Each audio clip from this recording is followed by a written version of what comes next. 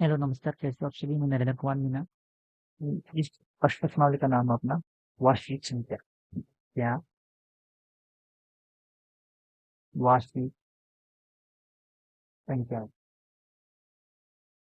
पूरा समझते जाना, स्टेप बाई स्टेप पूरा आपको समझ में आ जाएगा। ये परेशानी आपको आने वाली नहीं है। देखिए, वास्तविक संख्या क्या होती है? जो भी अपना नंबर होती है, जो भी मैथ के अंदर नंबर होते हैं, संख्या होती है, वो अपने एक नंबर लाइन होती है। एक नंबर लाइन होती है। तो इस नंबर लाइन से अगर मैं यहाँ पे कोई भी संख्या लिखना स्टार्ट करूँ, जैसे जीरो से, इधर मैं एक, दो, तीन, इससे अगर लिखते जाता हूँ मैं इधर, तो कितनी भी संख्या लिख सकता हूँ मैं? 4, 5, 100, 1000, इतनी कितने भी लिख सकता हूँ इस साइड में। अगर मैं उल्टी साइड की बात करूँ तो मैं माइनस में कोई भी संख्या दर्शाने की मैं दर्शा सकता हूँ। ठीक है, एक, दो, तीन, माइनस का तीन, माइनस का दो, माइनस का चार, तो माइनस में कोई भी संख्या हो तो मैं उसको इधर दर्शा सकता हूँ। ठीक है, तो वास्तविक संख्या वही संख्या होती है जो ये लाइन रेखा पर कोई भी अंक को दर्शाया जा सकता है मैं संख्या को, तो वो वास्तविक संख्या कहलाती है। अगर इसके जैसे दर्शाना कैसा, जैसे कि अपने इसके अंदर दो, इस दो और तीन के बीच में अपना 2.5 आता है। ठीक है, यानी वो इस लाइन पे रहेगा, तो वो अपनी वास्तविक संख्या रहेगी। जैसे जैसे देखो, जैसे अपना तीन है, ये एक है, वो दो है, इसके अंदर 1.1 रहे, 1.2 रहे, बस कोई भी संख्या रही, वो सब वास्तविक संख्या कहलाती है। उनकी वास्तविक संख्या को अपन पी अपन क्यू के रूप में लिख सकते हैं, लेकिन लिखा जा सकता है। ठीक है, अब आपने बोला कि सर मैं मुझे तो टी प्लस क्यू से आ गए तो समझ में नहीं आया, और ये क्या था, ये तो किसी समझ में नहीं आया, उसके बारे में कहीं समझ में नहीं आया। ठीक है, तो देखो, टी प्लस क्यू का मतलब है, जैसे कि अपने पास कोई भी एक संख्या लेता हूँ मैं, एक ले लिया, तो अपन किसी भी संख्या के, अगर केवल अकेली संख्या को उसके नीचे अपने को डिवाइड में भाग में एक लिखेंगे, ठीक है, तो उस संख्या के नीचे अगर कुछ भी नहीं हो तो अपन एक लिख सकते हैं। कैसे? जैसे अपने पास दो है, और दो में मैं एक का भाग देता हूँ तो कितने आती है? दो। जैसे 50 है, उसमें मैं एक का भाग देता हूँ तो वो 50 ही आता है। यानी किसी भी संख्या में अगर एक का भाग देते हैं तो वो वापस वही संख्या निकल के आती है। ठीक है, तो इस संख्या को मैं अगर लिखना चाहूँ 50 को, तो मैं कैसे लिख सकता हूँ वापिस? 50 को 50/1 लिख सकता हूँ। तो जो मैंने 50/1 लिखा है, तो ये कैसे आ गया? ये ऊपर की संख्या को मैंने कह दिया पी है, ऐसे मान लिया मैंने, कुछ जरूरत नहीं है 50 भी मान तो 100 मानते हो, कुछ भी संख्या हो सकती है, लेकिन मैंने तो मान लिया कुछ भी है, उसको मैंने कुछ भी को नाम दे दिया पी। और नीचे कुछ भी संख्या है, उसको मैंने नाम दे दिया क्यू। ठीक है, लेकिन कभी भी यहाँ पे जीरो नहीं होना चाहिए, नीचे जीरो नहीं होना चाहिए। तो जब कभी भी ऐसी संख्या ऊपर कोई भी संख्या हो, नीचे कोई भी संख्या, तो सब संख्या कौन सी कहती है? वास्तविक संख्या। ठीक है, सब वास्तविक संख्या कहलाती है। और ये ऊपर की पी है, नीचे की क्यू है, तो यानी कि इसको बटा में P/Q के रूप में लिख सकते हैं। वास्तविक संख्या क्या कहलाती है? जिसे संख्या रेखा पर प्रदर्शित किया जा सके, इसे P/Q के रूप में लिखा जा सके, इन सब वास्तविक संख्या कहलाती है। इतना समझ में आया आपको? लेकिन मैंने आपको क्या समझाया, एक बार दोबारा देखिए। देखो, मैंने आपको ये बताया कि जो वास्तविक संख्या है उसके बारे में आपको बताने की कोशिश कर रहा हूँ कि वास्तविक संख्या होती क्या है। अपना जो चैप्टर का नाम है वही है वास्तविक संख्या, यानी रियल नंबर। ठीक है, तो रियल नंबर क्या है? जो अपना रेख, अपनी संख्या रेखा, ये एक संख्या रेखा मैंने कोई भी मान ली, ये वाली संख्या रेखा मानी, इसमें मैं कोई भी नंबर लिखता हूँ, स्टार्ट करता हूँ, चाहे 50 हो तो सब लिख सकते हैं, बड़े क्रम में छोटे क्रम में। तो उनके बीच में जैसे 50 और 100 के बीच में 25, 75 आ गया, 75, तो वो भी इस लाइन के अंदर ऊपर रहेगा। ठीक है, तो यानी कि अगर चाहे वो प्लस में संख्या हो, पॉजिटिव हो, चाहे वो नेगेटिव कोई भी संख्या हो, ठीक है, तो उसको सब वो क्या होती है? वास्तविक संख्या, जिसे हम मैथ में यूज लेते हैं, अपने जीवन फिजिकल लाइफ में यूज लेते हैं, और सब वास्तविक संख्या कहलाती है। ठीक है, अब मैंने इसके बाद बताया कि वास्तविक संख्या है, इसको P/Q के रूप में लिखा जा सकता है, P/Q के रूप में लिखा जा सकता है। अब ठीक है, इतना मैंने बताया। इसके बारे में मैंने बताया कि फ्री का मतलब यहाँ पे जो कोई भी संख्या है, कोई भी संख्या है, उस कोई भी संख्या के नीचे अगर अपन एक रखते हैं तो उस संख्या में कोई फर्क नहीं पड़ता। जैसे 2 में अगर 1 का भाग देते हैं तो 2 ही आता है, 50 में 1 का भाग दे देते तो 50 आता है। यानी कि अगर मैं ऊपर की संख्या में अगर किसी भी एक संख्या का भाग देता हूँ, कोई भी संख्या नहीं है, चाहे अपना 20/4 है, ऐसे भी आ सकता है, कोई भी आ जाओ ऊपर, लेकिन ऊपर नीचे 0 नहीं होना चाहिए, तो ये तो वास्तविक संख्या नहीं रहेगी, ठीक है। लेकिन अगर जिसके नीचे कोई भी 0 के अलावा कोई भी संख्या हो तो सब वास्तविक संख्या कहलाती है। ठीक है, इतना समझ में आएगा आपके? तो ये वास्तविक संख्या कहलाती है, समझ में? अब मैं आगे बात करता हूँ कि आपको इसमें देखने को मिलेगा, इसमें आपको देखने को मिलेगा क्या, अगर इसमें अपन जो क्वेश्चन करेंगे उसमें आपको एक चीज देखने को मिलेगी, इसमें आपको अभाज्य संख्या, ठीक है, वो आपको देखने को मिलेगी अभाज्य संख्या। लेकिन आपको समझ में आता ही नहीं कि अभाज्य संख्या होती क्या है। तो सबसे पहले इस अभाज्य संख्या को समझ लीजिए। जैसे यहाँ पे लिखा है क्वेश्चन में, आप अभाज्य गुणनफल, लेकिन आपको तो ये पता है ही नहीं कि ये अभाज्य होता क्या है, ठीक है। तो सबसे पहले इस अभाज्य को समझे कि वो अभाज्य होता क्या है। अभाज्य को अभाज्य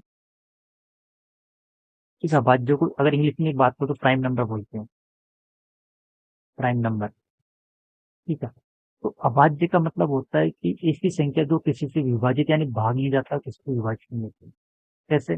सब सब संख्या में भाग जाता है, आपने तो ऐसा देखा, सब संख्या में भाग नहीं जाता एक बार। अभाज्य संख्या जैसे कि कोई भी संख्या है, ये नंबर, ठीक है, ये संख्या है, कोई भी संख्या अभाज्य संख्या कब होगी? जब इसके अंदर खुद का तो भाग जाता हो, स्वयं का भाग जाएगा, ठीक है।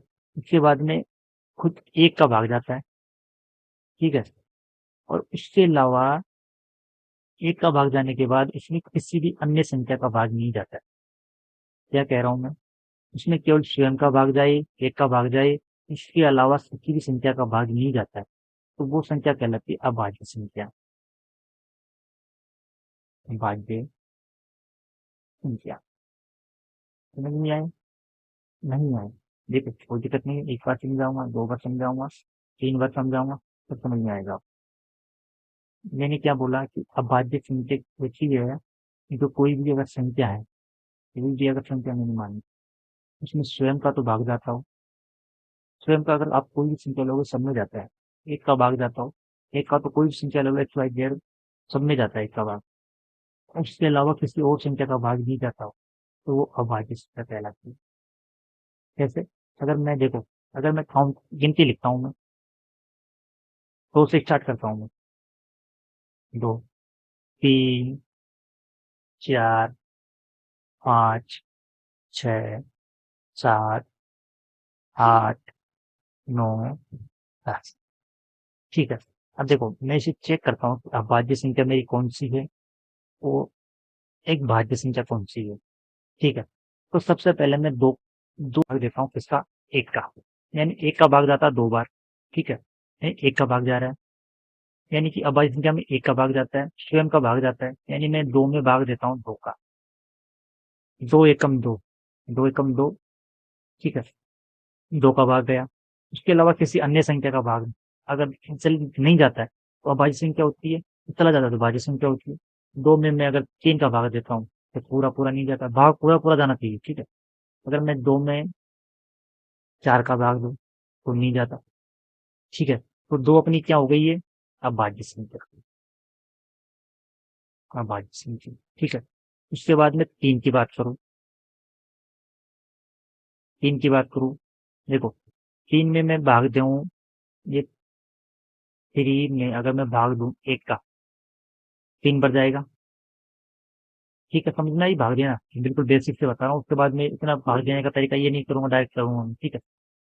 यानी 3 में 1 का भाग जा रहा है, फिर मैं स्वयं का भाग देख के देखता हूँ, यानी खुद का 3 का भाग देख के देखता हूँ, 3 एक बार गया, ठीक है। तो मतलब खुद का भाग जा रहा है, स्वयं 1 का भाग जा रहा है, उसके बाद में मैं किसी अन्य संख्या का भाग देकर देखता हूँ, 3 में मैं 2 का भाग देता हूँ, पूरा पूरा 3 एकम 3, 3 दूनी 2 एकम 2, 2 दूनी 4, यानी कि पूरा पूरा भाग नहीं जा रहा, 2 का नहीं जा रहा, 3 का तो मैंने देख के देख लिया, उसके बाद में 4 की बात करी, 3 में भाग दूं 4 को, 4 एकम 4, 4 दूनी 8, मतलब नहीं जा रहा पूरा पूरा। तो ये अपना 3 भी हो गया अभाज्य संख्या, अभाज्य संख्या हो गया 3 भी। ठीक है। उसके बाद में अगर 4 को चेक करूं, ठीक है, ये जैसे कि 4 है, सबसे पहले मैं भाग दे के चेक करता हूँ। एक का भाग दो दूं मैं, एक का भाग 4 पर गया, एक का भाग 4 पर बोलेंगे 4 आ गया, यानी एक का भाग जा रहा है इसके अंदर 4 में। अगर मैं 4 में 4 का भाग दूं, ठीक है, 4 का, तो 4 एकम 4, तो 4 का भाग भी जाएगा। इसके अलावा अगर किसी, अगर और का संख्या का भाग नहीं जाता है तो अभाज्य संख्या, अगर जाता तो भाज्य संख्या। तो देखो ये 4 है, इसमें 2 का भाग दे तो देखता हूँ, 2 एकम 2, 2 दूनी 4, यानी कि 2 का भाग इसमें जा रहा है, जा रहा 2 बार, तो ये संख्या अभाज्य न हो तो क्या हो गई, भाज्य। क्या हो गई, भाज्य। समझ में आई बात आपको? ये संख्या अभाज्य क्यों है? केवल इसमें 1 का और 2 का भाग जा रहा है, नहीं स्वयं का जा रहा है और 1 का जा रहा है, तो अभाज्य है। लेकिन इस ये जो 4 है इसमें स्वयं का जा रहा है, 1 का जा रहा है और 2 का जा रहा है, यानी दूसरी संख्या का भाग हो जा रहा है, तो ये भाज्य हो गई। तो भाज्य और अभाज्य संख्या होती है, जिसमें खुद का, अभाज्य संख्या होती है जिसमें स्वयं का भाग जाता है, 1 का भाग जाता है, इसके अलावा किसी भी संख्या का भाग नहीं जाता है। ठीक है, तो अभाज्य। अगर भाग चले जाता है, खुद का तो जाएगा, 1 का भी जाएगा, अगर उसके अलावा किसी दूसरी संख्या का भाग चले जाएगा, ठीक है, तो वो होगी भाज्य।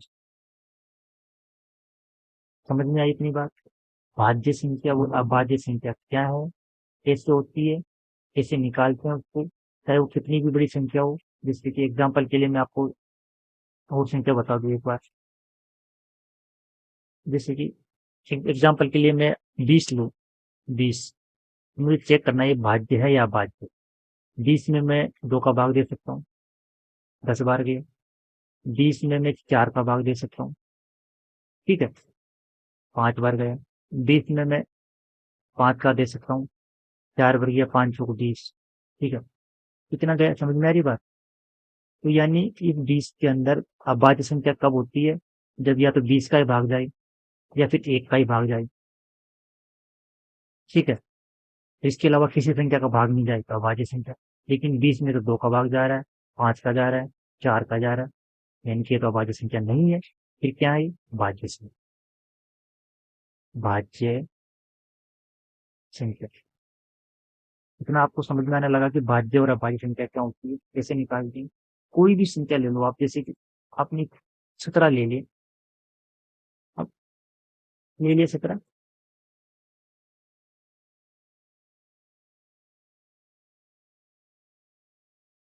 ठीक है, 17 ले लिया। अब 17 में देखो, 1 का भाग जाता है 17, 1 का भाग बराबर जाता है, अगर मैं 17 में भाग दूं कितना का, 17, तो वो तो जाएगा ही, खुद में खुद का भाग 17 बार जाएगा। लेकिन 17 में इनके अलावा किसी भी संख्या का भाग नहीं जाता, 1 का भी नहीं जाओगे, 1 का तो जाएगा ही, लेकिन 2 का, 3 का, 4 का, 5 का, 6 का, कोई भी 100, 200, केवल 17 का ही भाग जाता है, 17। समझ में आई बात? या फिर 1 का भाग जाता है, या तो 1 का भाग जाता है या 17 का भाग जाता है, तो मतलब कि ये संख्या हो गई अभाज्य संख्या। ये किसी दूसरी संख्या का केवल 2 संख्या का भाग जाता है, केवल खुद का और केवल 1 का, तो अभाज्य हो गई। लेकिन जैसे कि 20 है, 40 है, कोई भी ले लो, 18 है, 19 है, या 18 है, 19 का भाज्य। 18 में अगर भाग दोगे 1 का चले जाएगा, 2 का चले जाएगा 9 बार, 3 का चले जाएगा 6 बार, 6 का चले जाएगा 3 बार, समझ आई बात? तो 9 का चले जाएगा, तो ये इतनी, इसमें केवल 18 का, 9 का, 1 का जाना चाहिए, लेकिन इसमें सबका जा रहा है, तो ये होगी भाज्य संख्या। अब समझ में आ गया आपकी पूरी बात, समझ में कि भाज्य संख्या क्या होती है, अभाज्य संख्या क्या होती है। मैं अगले टॉपिक पे बढ़ूँ, भाज्य और अभाज्य आपको काटना आ गया, ठीक है। उसके बाद में अपना अगला टॉपिक है, उससे अगला टॉपिक है वो मैं आपको समझाने वाला हूँ। पहले मैं देखो इस चैप्टर का आपको बेसिक बता रहा हूँ पूरा, इस चैप्टर का मैं बेसिक बताऊँ आपको। उसके बाद में आपको कोई प्रॉब्लम नहीं आएगी। जैसे कि आपने इसमें आप क्वेश्चन करोगे तो आप एक चीज देखोगे, गुणनखंड। क्या? गुणनखंड। ये गुणनखंड विधि। ठीक है, तो मैंने आपको अभाज्य बता दिया कि अभाज्य कैसे निकालते हैं, लेकिन अब मैं आपको बता रहा हूँ कि गुणनखंड होता है क्या, गुणनखंड विधि क्या है। ठीक है, देखो, अब सबसे पहले गुणनखंड निकालने के लिए अपना कोई भी संख्या, जैसे कि यहाँ पे 6 है, उदाहरण के लिए मैं 6 लिख दिया मैंने यहाँ पे 6। ठीक है, इसको अब मैंने गुणनखंड निकालना है। तो 6 को अपन कैसे कैसे बन सकती है, देखो, 3 गुणा 2 करेंगे तो कितना आएगा, 6। ठीक है, 2 गुणा 3 करेंगे तो कितना आएगा, 6। तो 6 गुणा 1 करेंगे तो ये भी 6 आएगा। यानी 6 को ऐसे लिख सकते हैं अपन, 6 को ऐसे लिख सकते हैं, फिर 6 को ऐसे लिख सकते हैं। तो यानी जिस संख्या को गुणा करके लिखते हैं वो होती है गुणनखंड विधि। या जब किसी संख्या को गुणा करके लिखते हैं तो उसे कहते हैं गुणनखंड विधि।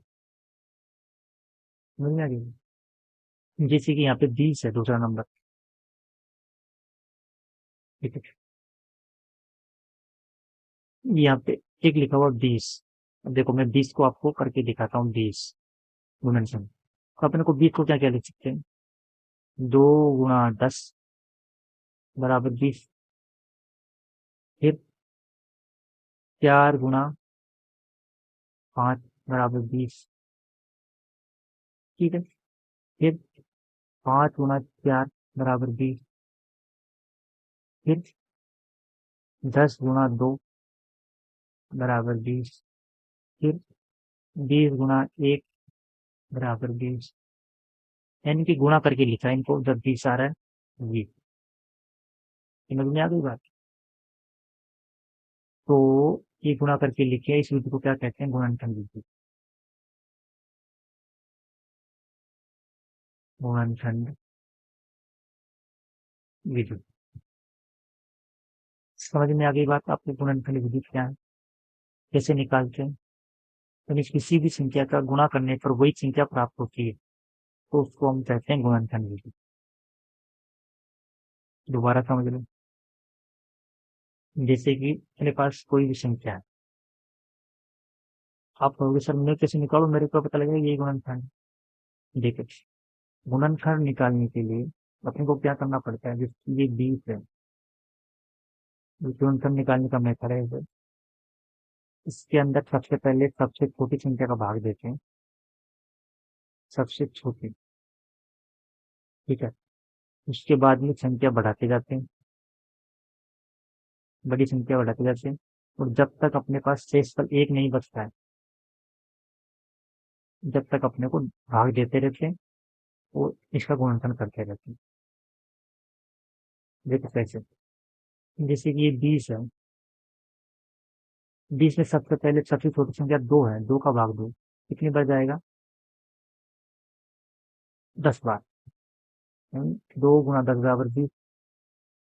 उसके बाद ये 10 आ गया, अब 10 में अपने को भाग देना सबसे छोटी संख्या का 2। 10 में 2 का भाग देंगे तो 5।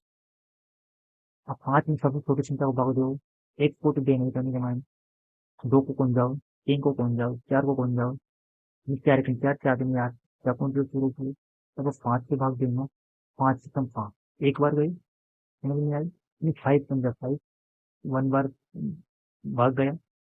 तो जब तक अपने को एक इसका शेष तक नहीं बचा, शेष एक नहीं बच जाता इसका, जब तक अपने को ये प्रोसेस करनी रहती है। यानी रिमाइंडर जब तक अपने को एक नहीं मिलेगा, जब तक ये प्रोसेस करनी होती है, तो इसी विधि को गुणनखंड विधि कहते हैं। गुणनखंड विधि कैसे, जब अपनी ये संख्या अपने को इसमें भाग दिया, दोबारा इसी संख्या को गुणा करने पर अपने को जो मूल संख्या है, क्या कह रहा हूं मैं समझे, जब किसी भी संख्या का अपने ने गुणनखंड कर लिया, ठीक है, जैसे कि 20 का गुणनखंड किया अपने पास, ये नंबर आ गया, तो इन नंबर को दोबारा गुणा करने पर वो मूल संख्या यानी जो 20 है वो प्राप्त होना चाहिए। कैसे, जैसे यहाँ पे लिखा हुआ है 2 2 5, 2 2 और 5, इनको गुणा करो तो इनका मान कोई संख्या नहीं चाहिए। कैसे देख सकते? 2 को 2 से गुणा करो सबसे पहले। तो 2 गुणा 2 कितना होता है? 4। ठीक है, ये 4 को ये 5 रह गया, इस 4 को आने के बाद इस 5 से कर दो अगली संख्या। ठीक है, तो 4 गुणा 5 बराबर 20। ये 20 आ गया ये वाला मान। तो ये अपना गुणनखंड सही है। तो इस विधि को कहते हैं गुणनखंड विधि। इस विधि को कहते हैं गुणनखंड विधि। समझ में आई बात आपको? समझ में? कोई दिक्कत नहीं। आप केवल इस वीडियो में लास्ट तक बने रहना, कहीं गारंटी नहीं है।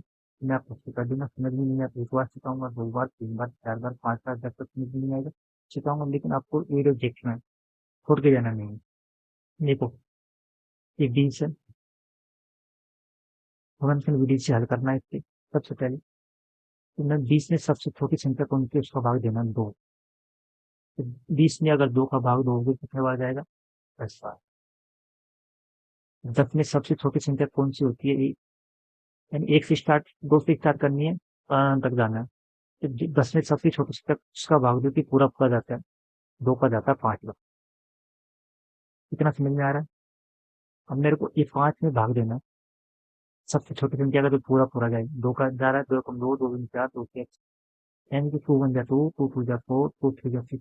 नहीं जा रहा, 2 का नहीं जा रहा। 3 की बात करें, 3 1 3, 3 में 6, यानी 3 1 जा 3, 3 2 जा 6। 3 का नहीं जा रहा, 4 का नहीं जा रहा। तो इसमें केवल इसमें 5 का भाग जाएगा। कितनी बार? 5 लेकिन 5 एक है, 5 एंड 5 1 बार। तो शेष यानी कितना बच गया यहाँ पे? एक। शेष एक बच गया, यानी कि जब तक शेष एक नहीं बच रहा, जब तक अपने को भाग देना है। गुणनखंड विधि, इस गुणनखंड विधि में अपने को जब तक भाग देना है, जब तक कि शेष फल एक नहीं बच जाता। ठीक है, तो गुणनखंड विधि कैसे है? गुणनखंड विधि ऐसे है जैसे कि अपने को ये मान प्राप्त हुए हैं, 2 2 5, इनको गुणा करने चाहिए हम। 2 2 और 5, इनको गुणा करा मैंने, ठीक है, 2 गुणा 2 करा, का मान आ गया 4। ठीक है, फिर जो अगली संख्या बची है यहाँ पे, तो जो भी मान आया यहाँ पे 4, 4 को संख्या से मल्टीप्लाई कर दो अगले से 5। 4 गुणा 5 कितने का? 20। मिल गया? 20, यानी यहाँ पे भी 20 और यहाँ पे भी 20 आया। यानी ये कहना क्या है, देखिए, यहाँ पे 20 है और यहाँ पे 20 आया मान गुणा करने पे। तो ये अपना गुणनखंड सही है। तो इसको कहते हैं गुणनखंड विधि। मिल गया इसके बाद? मैंने आपको क्या क्या बताया? सबसे पहले सबसे पहले मैं अब तक आपको बता चुका हूँ कि एक नंबर पे मैं आपको बताया कि वास्तविक संख्या क्या होती है। ठीक है, फिर मैं 2 नंबर पे आपको बताया कि अभाज्य अभाज्य संख्या क्या होती है और भाज्य संख्या क्या होती है, ये मैंने बता दिया।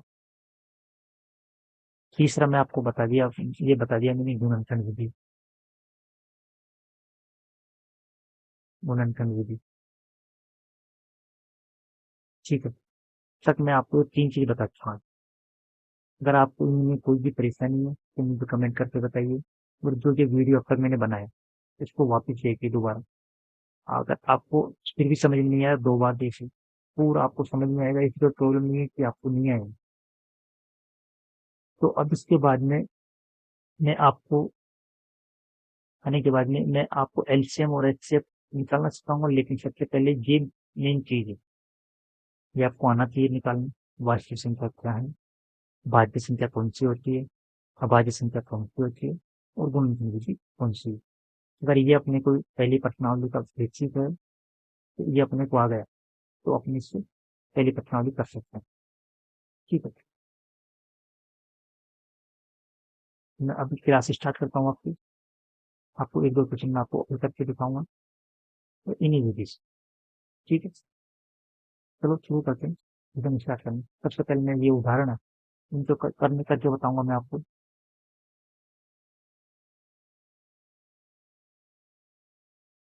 देखो, मैं का किसान प्रश्नावली 1.1, आपका वृत्तीय प्रश्नावली 1.1, उसका उदाहरण संख्या 2 है, उसको मैं अब आपको करवाने वाला हूँ। यहाँ पे लिखा हुआ संख्या 6 और 20 के अभाज्य गुणनखंड विधि, जिसे एचसीएफ और एलसीएम ज्ञात कर। अब आप कहते हो सर एचसीएफ और एलसीएम क्या है, ये मैं आपको बता दूंगा क्वेश्चन करते टाइम पे एचसीएफ और एलसीएम क्या है। केवल आप उससे पहले हल करो। कैसे करोगे?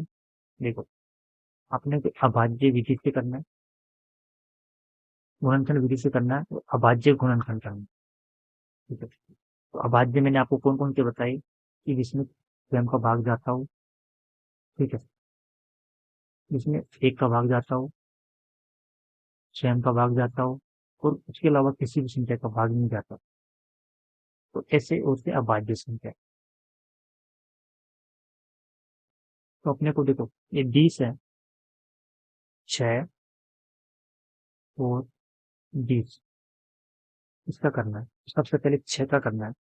तो 6 को देखो, 6 होता है 2 गुणा 2, ये क्या है? अभाज्य संख्या है। ठीक है, 2 गुणा 2 4। देखो, 6 में इसका गुणनखंड विधि से गुणनखंड करूंगा। सबसे पहले सबसे छोटी अभाज्य संख्या कौन सी है? 2, उसके बाद 3, उसके बाद 5, उसके बाद 7, फिर 9, 9 नहीं, क्योंकि 9 में 3 का भाग जाता है। उसके बाद 11, उसके बाद 13, उसके बाद 17, उसके बाद 19, फिर 21 नहीं है, क्यों? क्योंकि 21 में भाग जाता है 7 में। ये भी नहीं है अभाज्य, ये भाज्य संख्या। उसके बाद 23, उसके बाद 29, यानी ये अभाज्य संख्या है। इनको याद कर लो, 2, 3, 5, 7, 11, 13, 17, 19, ठीक है, 23, 29। तो ये आपको जल्दी याद कर लोगे तो आपको याद रहेगा कि अभाज्य संख्या कौन सी किसका भाग है। ठीक है, तो सबसे पहले हमें अभाज्य संख्या का भाग देना है। अभाज्य संख्या कौन सी? सबसे पहले 2, 2 का भाग जाता है 3 बार। फिर अभाज्य संख्या कौन सी है? 3, 2 अभाज्य संख्या, 3 अभाज्य संख्या, 3 में भाग जाता है 1 बार। तो ये कौन सी है? अभाज्य 2 अभाज्य संख्या, 3 अभाज्य संख्या। ठीक है, तो 6 का गुणनखंड 2 गुणा 3, 6 बराबर 2 गुणा 3, यानी 2 गुणा 3 करते हैं 6 आता है। ठीक है, ये हो गया गुणनखंड। लेकिन अपन चेक करते हैं अभाज्य। अपन चेक करते हैं क्या? अभाज्य। तो 2 अभाज्य संख्या है, चेक कर लिया पहले। 3 अभाज्य संख्या है, तो यानी कि अभाज्य संख्याओं से बनाया गया गुणनखंड होता है अभाज्य गुणनखंड। क्या? जो अभाज्य संख्याओं से गुणनखंड बनाया जाता है उसको अभाज्य गुणनखंड कहते हैं। आपको क्वेश्चन समझ में आ गया कि ये गुणनखंड विधि है। गुणनखंड विधि में अभाज्य संख्या का यूज करके इसका गुणनखंड करना है। इतना अपना समझ में आ गई, आपने मिक्सर गुणनखंड कर लिया। उसके बाद में यहाँ पे क्या लिखा हुआ है कि अपने को एचसीएफ और एलसीएम ज्ञात करना है। क्या? एचसीएफ और एलसीएम ज्ञात करना है। तो देखो, एचसीएफ और एलसीएम आपको निकालना सिखाता हूँ क्या होता है।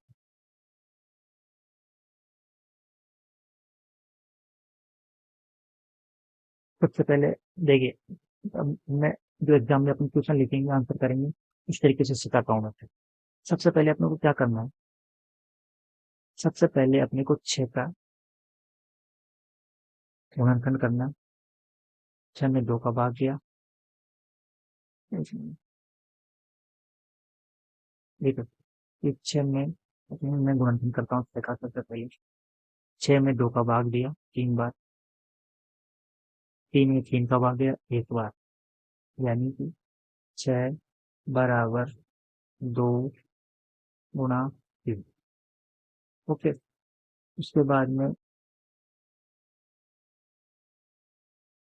उसके बाद में मैं 20 का गुणनखंड करता हूँ।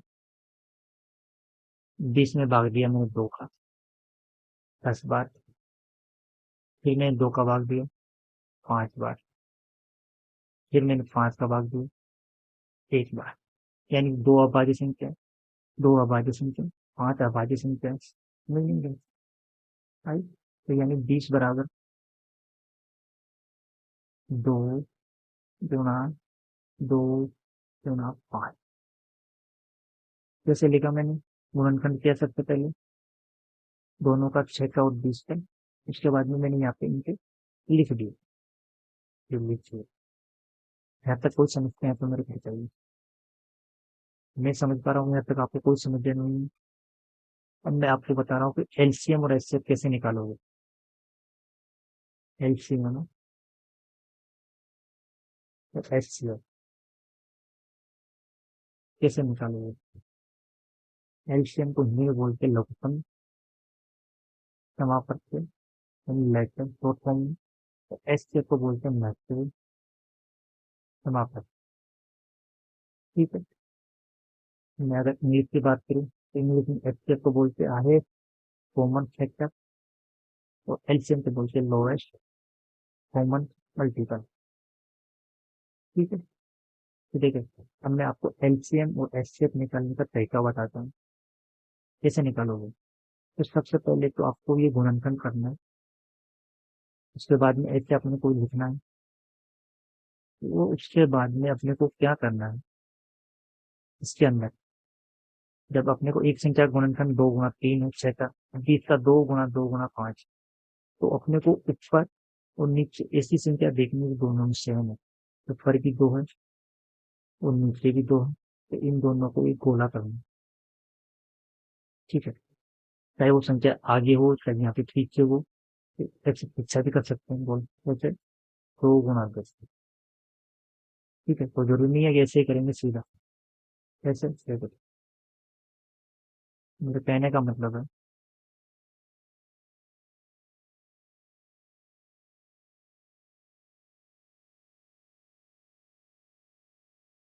ये कि तो गोला अगर 2 यहाँ पे है, 2 यहाँ पे, तो ऐसे भी गोला कर सकते हैं। समझ में आएगा। तो सबसे पहले इसको गोला करेंगे, और अपने को देखो गोला जैसे कि ऊपर 2 है नीचे की सेम संख्या, तो मैंने इसको गोला कर लिया। ठीक है? उसके बाद आगे संख्या 3 है लेकिन नीचे 3 है नहीं, इसमें ये 5 है लेकिन ऊपर 5 नहीं है। इतना समझ में आ गया। ये सेम संख्या के अपने को गोला करना है। अब मैं बात बताता हूँ एच सी एफ निकालना, लेस एच सी एफ यानी मैथ, यानी मैथ में थोड़ा पूछे H C F, H C F कैसे निकालोगे। एच सी एफ वो संख्या होती है जो ऊपर और नीचे दोनों में रहती है, अनकाउंटिंग। एंड उस इसमें से केवल ये अपना वो सर्किल है, उसमें से एक संख्या लेनी है। जैसे ये ऊपर 2 है, ऊपर भी 2 है, नीचे भी 2 है, तो अपने को 2 लेनी है। समझ में आएगा। तो इसका अगर मैं बात करूं, इसका एच सी एफ यानी 6 का, फिर 20 का एस सी एफ कितना है 2, क्योंकि केवल एक ही गोला है, इसके अंदर 2 आ रहे हैं, इसके अलावा कोई गोला नहीं है। और उसके बाद में ये एस सी एफ कितना आ गया, तो और मैं एलसीएम की बात करूँ, एलसीएम होता है,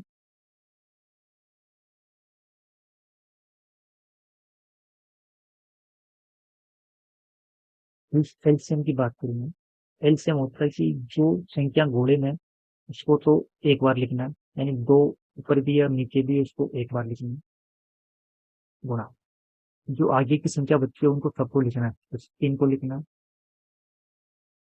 गुणा फिर नीचे 2 बच गया, इस 2 को लिखना है, गुणा ये आगे 5 बच गए, इस 5 को लिखना है।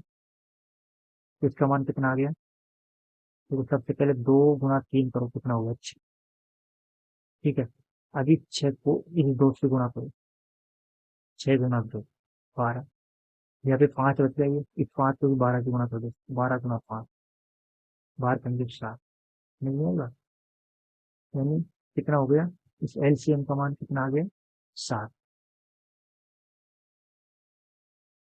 एलसीएम वो है, इससे निकालना आपको समझ में आए कैसे। सबसे पहले आपको एलसीएम और एचसीएफ निकालने के लिए गुणनखंड करना है, गुणनखंड विधि से, या फिर देखना आप। ठीक है, तो आपको मैंने लेस से और में से निकालना सिखा दिया, कैसे निकालोगे एलसीएम और एचसीएफ। ओके, तो इसके बाद में देखिए, एक रूप रहता है कौन सा, जब किसी जैसे अपने 6 का एलसीएम निकाला आपने, एक 6 है और एक 20। ठीक है, 6 का जब और 20 का एलसीएम और एचसीएफ निकला, तो एलसीएम कितना आया अपने पास और एचसीएफ। एचसीएफ अपने पास आया 2, ठीक है। और एलसीएम की बात करें, एलसीएम आया अपने पास कितनी, 60। सिक यही आया पिछले क्वेश्चन से। तो अपने पास एक थ्योरम लिख रखे प्रमेय के अंदर क्या दिया हुआ है, देखो इसे ध्यान से पढ़ोगे। उसमें दिया हुआ है कि किन्हीं दो धनात्मक यानी कि एक पॉजिटिव संख्या हो, प्लस में संख्या हो, माइनस में हो, किन्हीं भी दो धनात्मक पूर्णांक यानी पूर्णांक हो, जैसे कि 2 हो, 5 हो, 6 हो, पॉइंट में नहीं है, ठीक है। उन्होंने कुछ मान लिया, ए मान लिया, बी मान लिया, आपने 6 ए की जगह 6 माना, बी की जगह 20 माना, ठीक है। उन्होंने, इनके पास कोई संख्या नहीं है तो उन्होंने ए और बी मान लिया, ठीक है। तो इनके लिए जब अपने एचसीएफ निकालेंगे उस संख्या का, और उसी संख्या का एलसीएम निकालेंगे, ठीक है। तो इन दोनों को अपन एलसीएम को और एचसीएफ से गुणा करेंगे, तो इसका मान कितना होता है, इस दोनों संख्या को गुणा करते हैं इतना, इसके बाद में यहाँ पे आपके प्रमेय में लिखा हुआ, यानी इसका मतलब समझे क्या लिखा हुआ है। इनका कहना ये है, इनका कहना ये है, जैसे कि अपने पास 6 और अपने पास 20, ये दो संख्या है। इसको इसने कहा कि इसको ए मान ली, इसको बी मान ली, तो इसको जो अब मान आएगा 6 और 20 को गुणा करने पर, वो मान फिर जो संख्या का एलसीएम आया वो एचसीएफ आया, इन दोनों को गुणा करने पर भी वही मान लिया, 7 गुणा 2। एलसीएम 60 है, एचसीएफ 2 है, इनको गुणा करेंगे तो 120, ठीक है। और अपने पास संख्या 6 और 20 है, 6 और 20, 6 और 20 को गुणा करेंगे कितना आएगा, 120। इसका मतलब क्या समझा आपने इस करने से, कि किसी भी संख्या का एचसीएफ और एलसीएम के गुणा करने पर वो मान आता है कौन सा, उस संख्या का गुणा, ए और बी से। यानी जैसे कि ये अपने पास 6 गुणा 20, दो संख्याएं 6 और 20 है, इस संख्या का जो एलसीएम है और जो एचसीएफ निकालेंगे वो मान बराबर रहेगा। जैसे 6 और 20 का मान 120 आएगा, तो एलसीएम और एचसीएफ, एलसीएम एलसीएम 60 है, एचसीएफ 100 है, इन दोनों को गुणा करेंगे, जब 120 आएगा, यानी बराबर। तो अपन इस, जब किसी भी संख्या का एलसीएम और एचसीएफ निकालते हैं, जब अपने पास कोई भी संख्या हो, उसको बोलेंगे इससे एलसीएम निकालो, एचसीएफ निकालो, एलसीएम निकालो, एचसीएफ निकालो, तो अपने को पता कैसे लगेगा कि एलसीएम सही है या गलत है, निकला जाए। फिर जब पता तय करने के लिए निकलेगा, और दोनों एलसीएम को और एचसीएफ से गुणा करेंगे, फिर गुणा करने पर जो मान आएगा, और वो अपने पास जो संख्या रहेगी कोई भी, जो जैसे कि 6 और 20 है, इन दोनों संख्याओं को भी गुणा करेंगे, गुणा, तो वो मान एलसीएम के एचसीएफ के गुणा करने पर जो मान आए उसके अगर बराबर है, तो अपना एलसीएम निकाला, एचसीएफ निकाला है, ठीक है, वो मान अपना सही है, सही है। नहीं आई बात आपकी। अब की इस क्लास में यही है, तो मैंने आपको बताया कि सबसे पहले सबसे पहले मैंने आपको बता दिया कि वास्तविक संख्या क्या होती है, यानी रियल नंबर, ठीक है। इस आगे मैंने आपको बताया अभाज्य संख्या,